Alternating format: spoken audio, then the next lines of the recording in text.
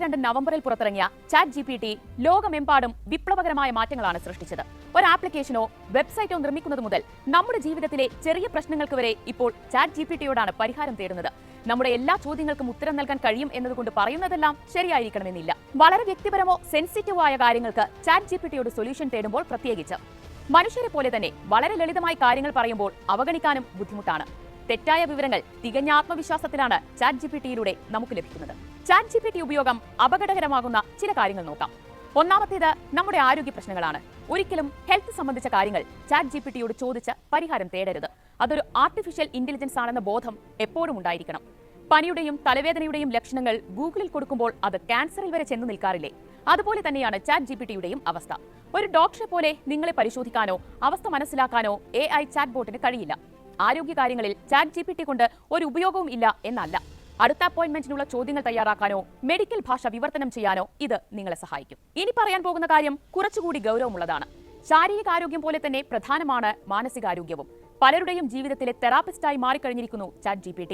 Tension കുറിക്കാൻ ചില നുറുങ്ങു വിദ്യകൾ ചാറ്റ് GPT പറഞ്ഞു തന്നേക്കാം. തരുന്ന ഉപദേശങ്ങൾ ശരിയാണെന്ന് തോന്നാമെങ്കിലും നിങ്ങളുടെ അവസ്ഥയ്ക്ക് വേണ്ടതായിരിക്കില്ല അത്. ചാറ്റ് ബോട്ട് ഒരു മാനസികാരോഗ്യ വിദഗ്ധന് ഒരിക്കലും പകരമാകില്ല.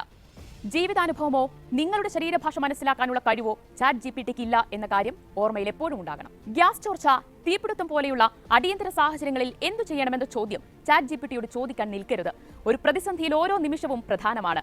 ആദ്യം പുറത്തു കടക്കുക, അടിയന്തര സേവനങ്ങൾ തേടി സുരക്ഷിതരാവുക.